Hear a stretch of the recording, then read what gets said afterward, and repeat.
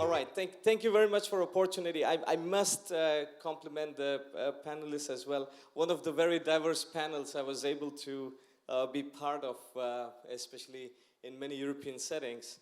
Now, for the next 1 hour and 3 minutes, we're gonna start a little party over here, right? So just bear with me. I'm gonna give you about 5 seconds to stay extremely quiet. If you want to close your eyes, you can. If not, just take a moment. It's been a lot of content during the day, and there will be a lot over the conversations as well. So these are about 5 seconds. I give it to you, starting now.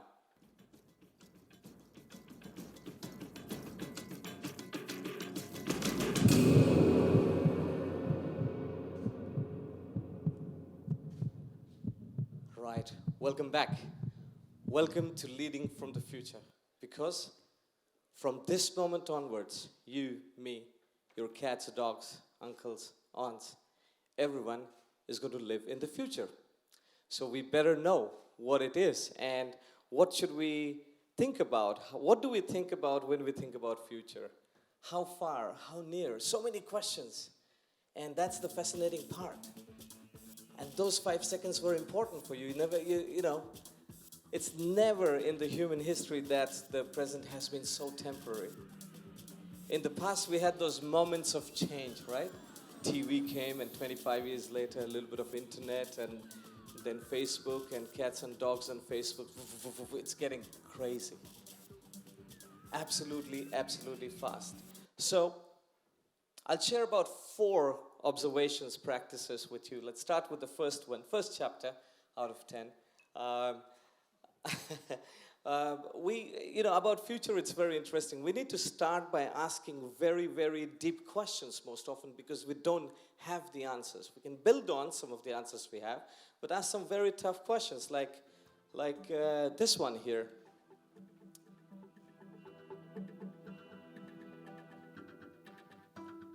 The question obviously is, what's the future? It's like this, right? It's going absolutely crazy fast, like I mentioned. It's like an action sport. You know why? All the action sports lovers, because it feels very, very wrong when you're actually doing it right. Yeah, everybody feels like that, everybody in the innovation business. And that's why you can't predict it, but rather prepare. So prepare and not predict. That's an absolute key when it comes to the future. Because there is this another tool that you have to use while you're doing all your adventures. It's imagination. We all had it as kids. We love to talk with that imaginary phone to the grandma and complain about the father or mother. We stop using that totally when we get to the business, when we get to grown-ups. Startups have that in very early stages, and then they get bogged over by processes and requirements from the investors. But it is that power of imagination that actually gives us the power of shaping. If you can shape it, you can show it, you can build it. When not alone, together with the right partners. And that imagination, I encourage you to think about it as a business activity, right? That's because once you do that, what you do is you build outlooks. This here is an outlook of a possible future. Based on the data that you have at the moment. What's the data? It's the data from climate. It's the rising water tables from River Thames. It's a possible future. This is London submerged in water. But we're humans. We like to build some optimistic outlooks. It's the same data. You added your imagination, your invention, your innovation, and your will to go towards sustainability. That's what can create the positive outlooks. And those outlooks are so important for us to actually shape that future that we all want to live in. While we are shaping those kind of futures, there are something else that's being triggered by completely else. We heard in the morning that there are many forces that you actually don't see. Now, this is amazing. This is what's happening on internet at the moment. Welcome to NFTs, Web3 fans. I don't even know if Caterpillar knows about it. It got triggered because Caterpillar won the contract to have the machines running on the moon to help, construction, but operated from the earth. And now, Star Wars, and I mean, this is what the creators of today have created. How do we deal with this? So suddenly, inclusion of different workforce. Maybe this is going to be patentized by somebody. So what I'm suggesting is there are definitely multiple future pathways. Don't let anybody predict your future based on your past, right? I think we got to build it ourselves. But which ones do you choose? How do we choose those? In what stages? I'm going to share a little bit of two methods that I've created I liked. One is what I have adopted. The second I've created. The first one is really about thinking and acting across all the three horizons at the same time. What's the timeline there? Whatever happened in the last 100 years is going to happen in the next 10 years.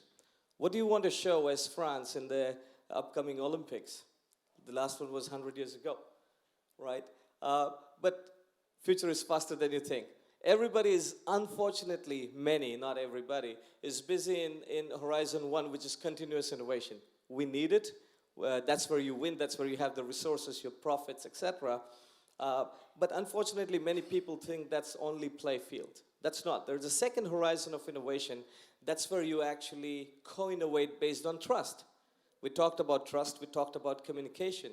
Do I feel confident? Now, should I co-innovate on the adjacent just because it's a new tech, or is there a purpose? And that brings me to the third horizon of innovation.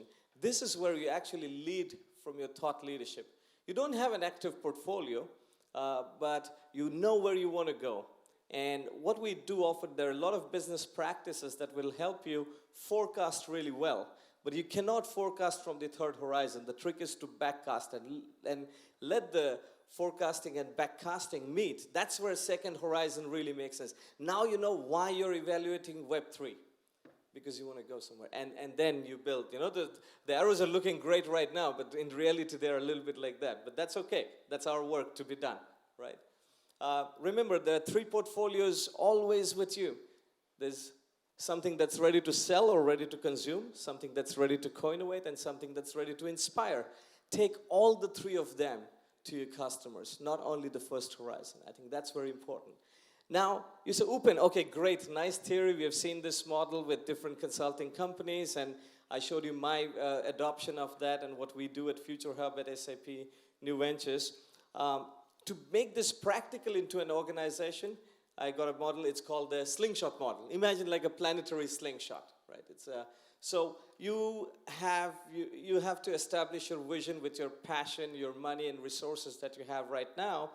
And what you would normally do is go to the second horizon, just straight up. Instead of that, what I'm suggesting is you use the gravity of the third horizon, not the second or not the first.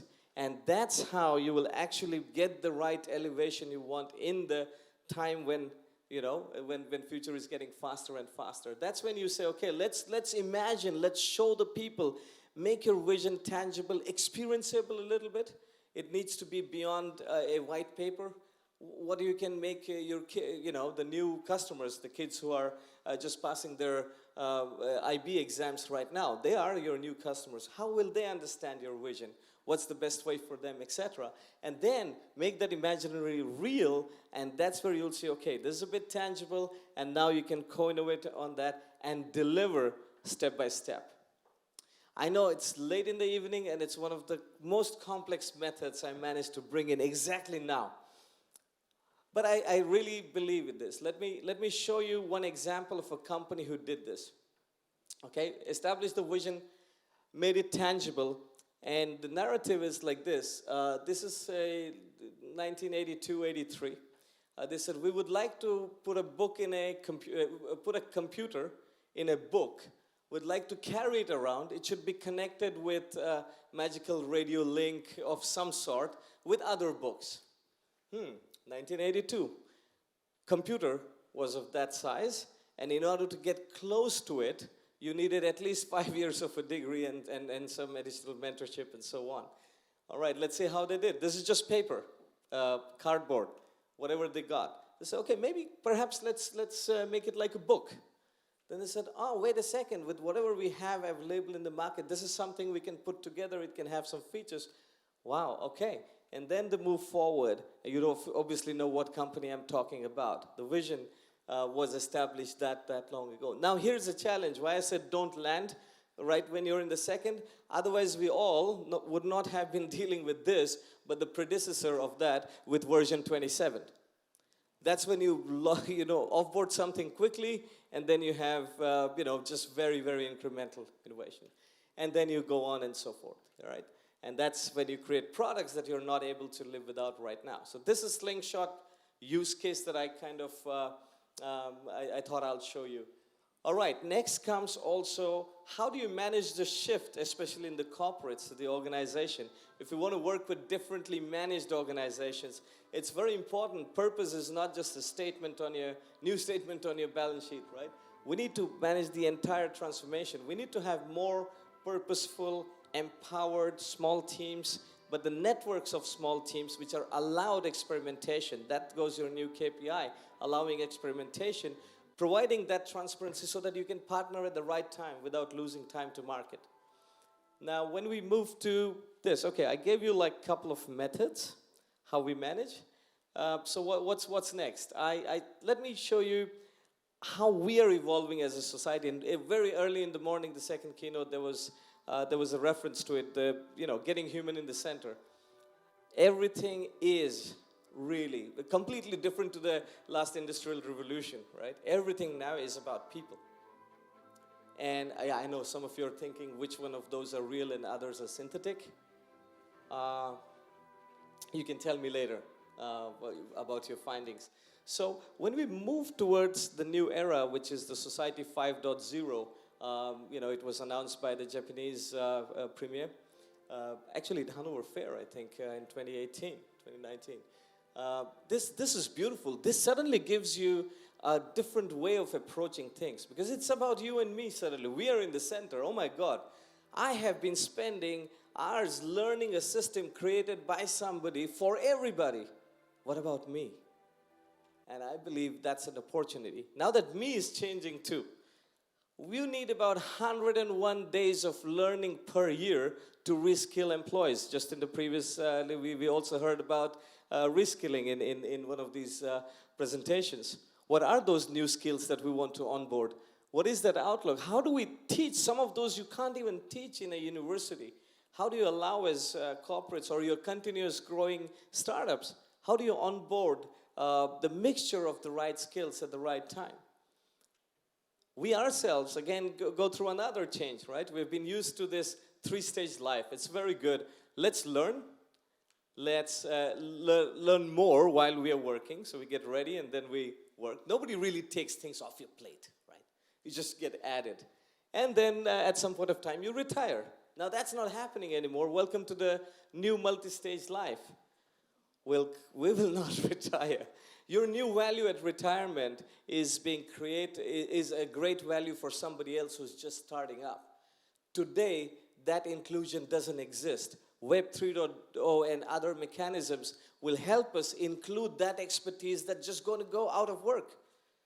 Japan has a massive problem, 2025. Europe will get there between 2030 and 2035. How do we access that expertise and bring back and incentivize properly? We have to think about it. And the second, as leaders for all of us, unlearning. That's a very new need. We'll need to unlearn to relearn. How do we do that? That could be another one. Now, talking about people, I present you two products that were made for completely different purpose. I love Shista.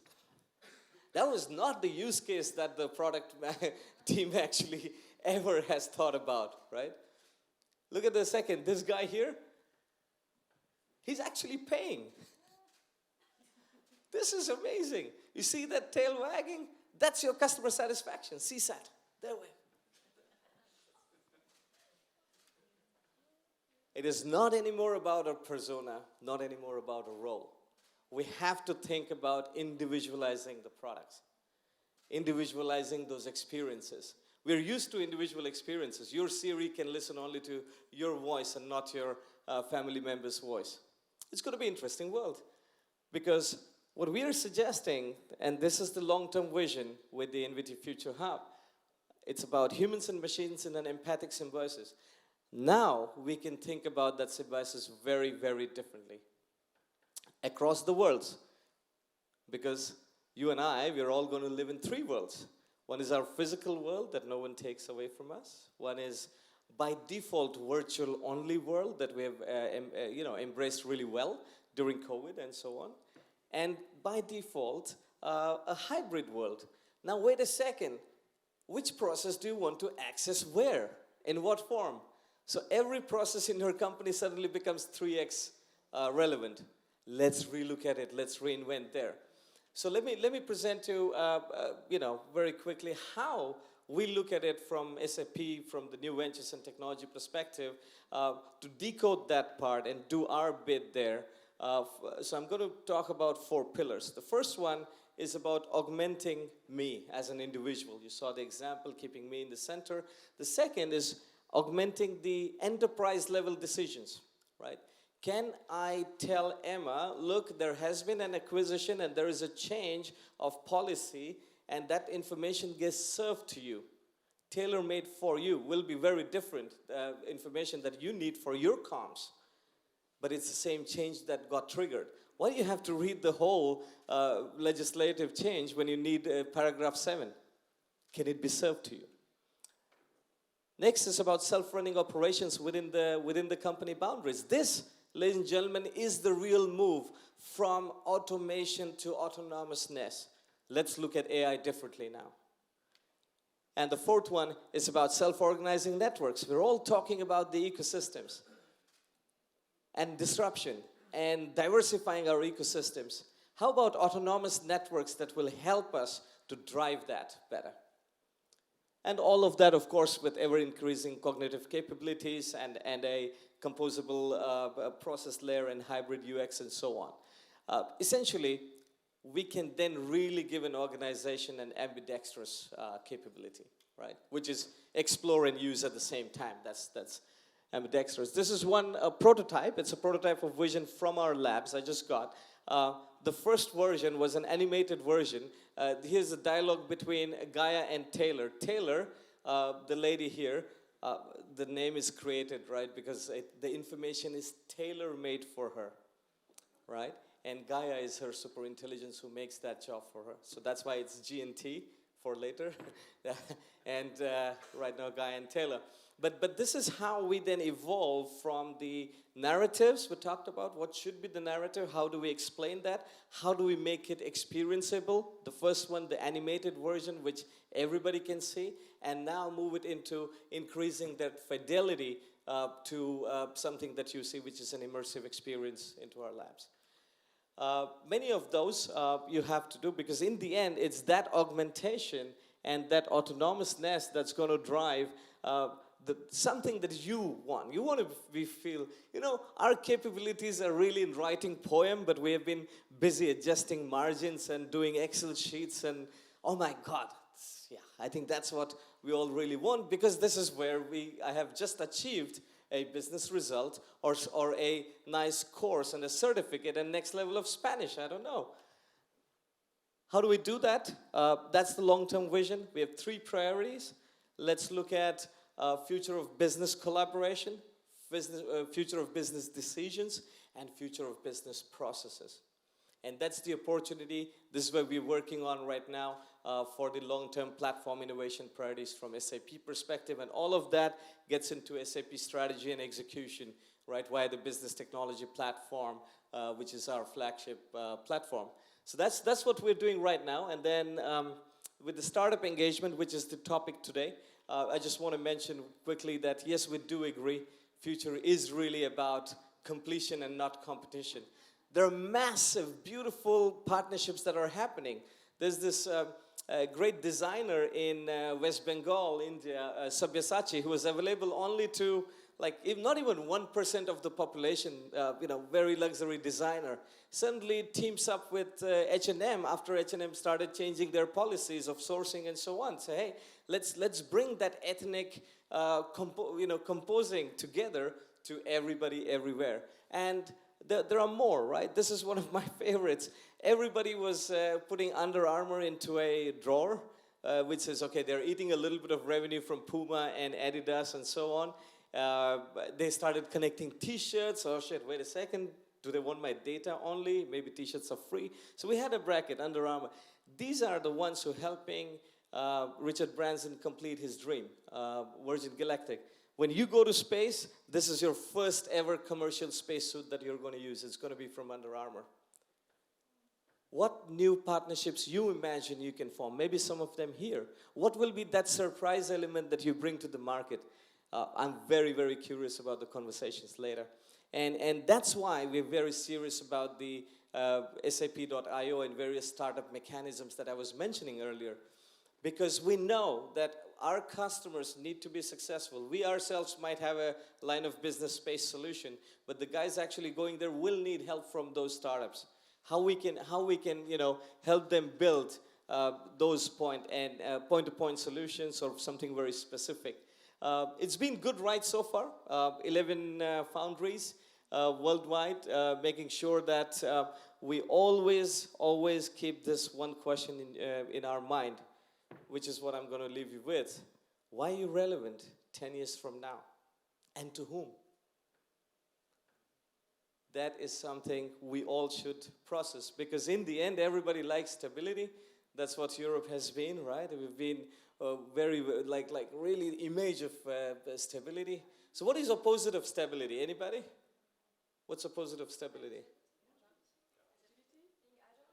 Being agile? Yeah, exactly. Yeah, you're right. Change, yeah. It's right. It's not instability. It's actually emergence. And we need to build systems and processes not to last forever, but to be able to emerge together with us.